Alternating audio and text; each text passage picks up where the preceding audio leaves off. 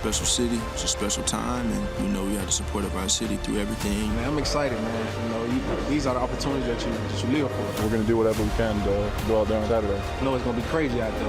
It's on Saturday night, so we definitely going to try to do our best to, to ball out and put on the show. I just got chills talking about it.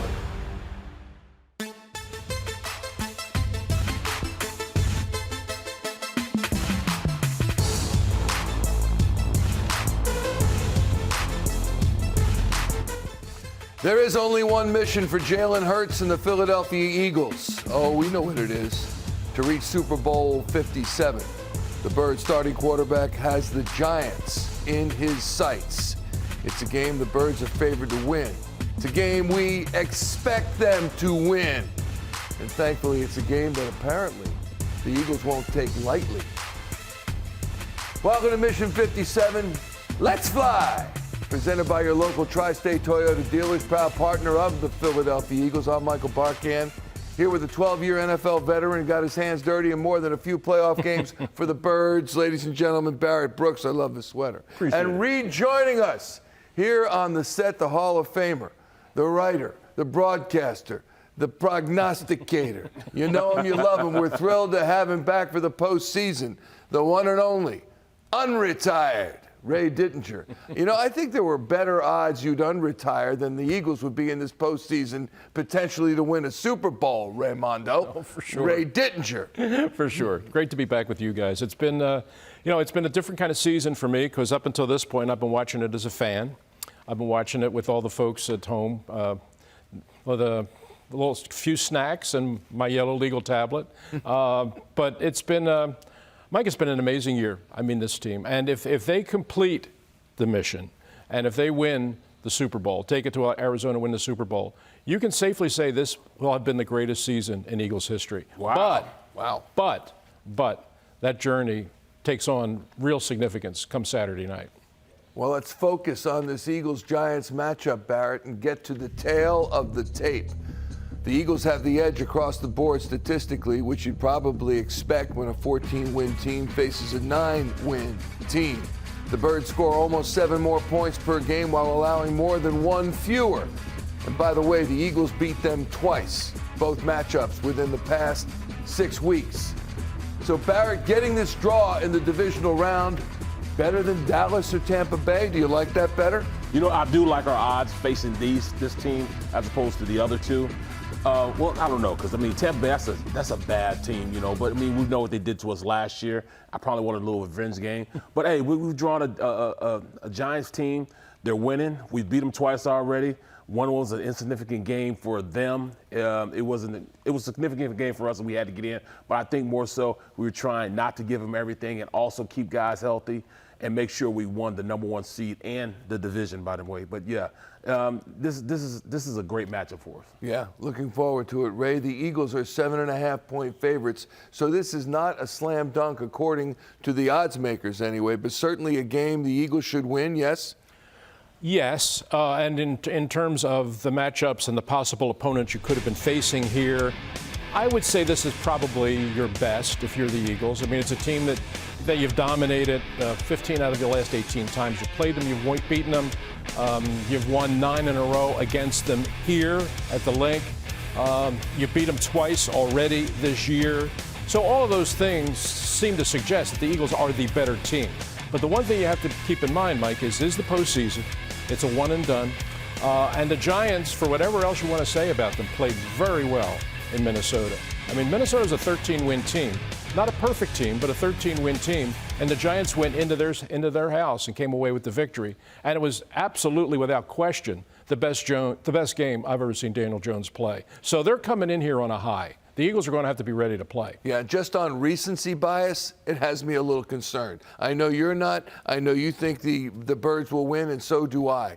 But those Giants looked like a different team than we have seen earlier in the season. As we mentioned at the top of the program, Jalen Hurts no longer on the injury report. He returned in Week 18 after missing 2 games with a shoulder injury. There's been much speculation about how injured he is and the nature of his injury. How could he attempt 38 passes last game? How could he run it 9 times? Ray, throwing is less an issue than running the ball, isn't it? Yeah, and I thought when I went back and looked at that game, if you watched the tape, he threw the ball okay. I mean, in watching him throw the ball, he didn't look like there was any impairment. But what was different, what was dramatically different, was the game that was called by the coaches in terms of allowing him to run the ball. They obviously were protecting him in that respect. So going into the playoffs, yeah, you got the win, you got the #1 seed, that's all well and good. But now you're going into the playoffs and the stakes are raised. And for them to complete Mission 57, they're going to need Jalen Hurts getting back to playing the way he played all the course of the season. Because really, and Barrett and I were talking about this, for them to open up the whole playbook and be the dynamic offensive team that they've been all year, you really need Jalen Hurts playing like the guy who played all during the season. So, Barrett, when you look at this, it's not about Hurts throwing the ball. We saw him throw the ball. It's about him getting hit. So, is it all systems go for Jalen Hurts Saturday night? There's no question. It has to be all systems go. Yes, they're going to run the RPO. Yes, they're going to run the read option because you have to, because he's that type of dynamic type of quarterback. This is a win or go home. So you can't play around with it. You got to go out there, impose your will. And Jalen Hurts, he only knows 2 speeds. He's either off or on. If he's on, he understands his work to this team. So he's not going to put himself in compromised position. He's going to stop, drop, and roll. He's going to slide when he's supposed to. But this is a game in which you cannot hold anything back. Whatever you leave on the field, it's going to stay there till the next year. So I don't see them doing that. I think he goes out, uses those intangibles, and this team goes and plays the game we've seen them play before in midseason form. So we are 3 nights away from kickoff, and John Clark has more on one bird who may have a little extra motivation. This organization released him, and I felt like he was one of the best for sure last year. He was top. Darius Slay told the Eagles in a team meeting before their first win against the Giants it was personal for him against the Giants because they had released James Bradberry in the offseason. I took that personal for myself because they just don't respect the man like that. And I just felt like, yeah, I got to go with these boys, my boy JB. That's the type of dude Slay is, man. He's a team player. You know, he's about his teammates. He's been a great teammate since I've been here, you know, and it meant a lot to me. You know, he thought about me, and he mentioned me in the team speech. Now, Bradberry can go 3-0 against his former team and go to the NFC title game. It'll definitely be pretty sweet, you know, first of all, because we're going on to the next round. But, yeah, like, I know those guys over there. I know some coaches over there. So it's kind of like playing it's like back in Little League, you know, when you was on a Little League team and you might be playing a team across the city and you got some friends over there. James Bradberry's former Giants teammate Dexter Lawrence said he's not allowing his mom to come to the game here Saturday night. Why? Like you said, gritty, hard nosed. I told my mom she can't come to the games because she'll go back at them. We got a rowdy bunch over here, you know, so I definitely understand. If I was on that side, I'd be like, nah, you probably need to stay at home for this one. No moms allowed Saturday night at the NovaCare Complex. John Clark, NBC Sports, Philadelphia. So the Giants let go of a second-team All-Pro and a Pro Bowl alternate. Big Blue meet Big Brother. The Eagles have absolutely tormented the Giants over pretty much the past decade. They've won 15 of their last 18 against the G-Men. They've won 9 in a row here at the Linc. The last loss to them, to the Giants at home, Chip Kelly's first season. Of course, the Eagles won both matchups this year, as well as the last 2 playoff matchups against their division rivals.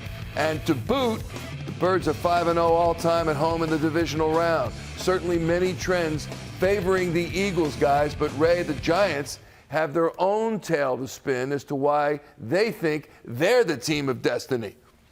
Well, yeah, I think that they've been making a big deal out of this. Now, you can say history sometimes doesn't matter. Sometimes it does. And I think that they're taking some solace from the fact that in their last two Super Bowl runs, the 2 Eli runs, that ended up with them going to the Super Bowl and beating the New England Patriots, they did it pretty much on the road. In each of those runs, they went on the road and beat the #1 seed in their stadium. The first time they went to Dallas and they beat the Cowboys as big underdogs.